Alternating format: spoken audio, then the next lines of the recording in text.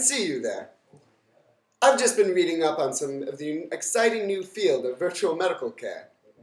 As internet access has become the standard in American households, many Americans began using information from the internet healthcare websites, such as WebMD, as a supplement to the general care provided by their doctors. However, recently, a group of doctors took a new approach to the concept of virtual healthcare and developed HelloHealth.com, in essence, a virtual doctor's office.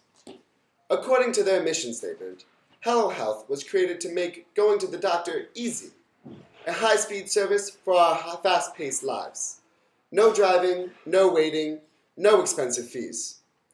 But the idea of being diagnosed by a doctor whom you may have never met before raises concerns among people who question the validity of this type of treatment. Our goal is to determine the direction that virtual healthcare will take in the future. Is healthcare the beginning of a larger trend, or will concerns of its validity and potential for abuse stop this form of care in its tracks?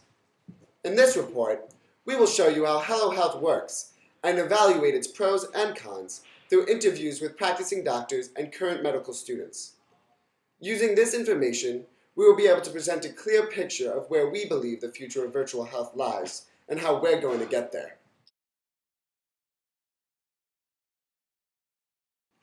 HelloHealth is a website which was created by 4 doctors to simplify your common, old-fashioned neighborhood doctor visits into an accessible, affordable, and fast-paced model designed to focus on you and your needs. The doctors on HelloHealth are not just your normal doctors.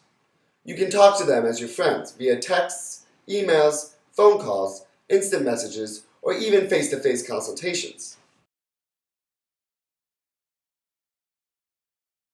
How it works. First, you become a member. Log in, make your appointment with the doctor of your choice, meet your doctor in their office. Simply pay with your credit card on file. No paperwork, just the convenience of the internet. After your first office visit, you're welcome to meet up with them online or in person. It's just that simple.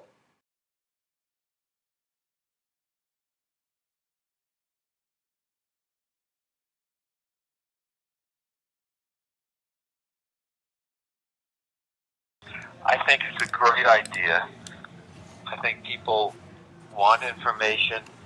They want privacy. There are clear-cut limitations with the process. The main thing is that there is no tactile ability for a physician to do a physical examination. You can inspect the surface of a patient via video, but you can't feel a lump on a breast or a testicle or a rectal mass. You can't see if the calves are tender because of a clot. You can see skin lesions. You might not be able to appreciate the quality of how they feel.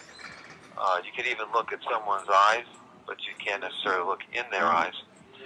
You can certainly talk to patients. You can get an idea of their body language as they tell you things. You can order tests. You can evaluate the results of tests. You can look at x-rays online. So there's really quite a bit that you can do.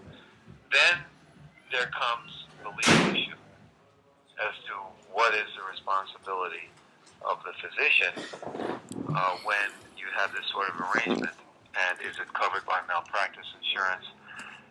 Does a patient sign a disclaimer that they would never sue a doctor if something is missed as a result of the limitations of the technology? If they did sign such a waiver, would that hold up in court? So the answer is it could provide care to a lot of people very efficiently and very cheaply, but with issues of limitation, of the inability to do a true physical exam. You cannot listen to the heart and lungs with a stethoscope. You can't feel internal organs as you would when done in person. How do you feel about sites like this? I think it's good because nowadays, if you have a simple problem, Yeah. it's a pain to deal with the current healthcare system. Because like if you have a cold like or something, you call your primary care physician, they give you a date for like next week, and then they'll see you for like 15 minutes, and then make a ton of money off of you and give you some antibiotics and leave, and they just prescribe drugs. So it's not, if you had a problem that you wanted to get taken care of immediately, go on the website, talk to this guy, show him your problem. I do. I think there's a lot of potential benefit for it. For example, let's say somebody is living in a foreign country that just wants some doctor. Yep. They're going to settle for something less than perfect because what you're offering is better than nothing. Well, that's a great thing. If you accept the limitations, you can now disseminate healthcare all throughout the world and maybe even use something innovative like robotic technology, which could even allow you to do a physical exam. I mean, you can imagine the possibility, since we do have robots in medicine already, you can imagine that you might be able to put your hand in a device that is attached via wire to a remote device that can press and actually get tactile feedback. Now that is a form of bioengineering that may or may not exist just now, but I can imagine you wouldn't have to dream it up in a science fiction movie. It's almost here today. Our goal in making this documentary is to present the viewer with the current state of virtual health care and share our predictions of what the future has in store. To answer that question, we have studied cutting-edge medical websites and analyzed the predictions made by Dr. Weiss and Nitish Mehta in order to refine our own visionary idea of where virtual healthcare will go in the future and how we'll get there in a more precise estimate. In the future, we presume that virtual healthcare will take 3 innovative yet potentially controversial steps. Outsourcing.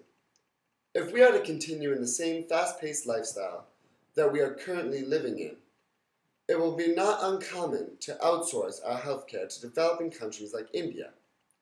Just like you can currently hire a personal assistant from Brickwork India to take care of your everyday business, we predict that in the future you will be able to hire a personal physician who can answer your every concern.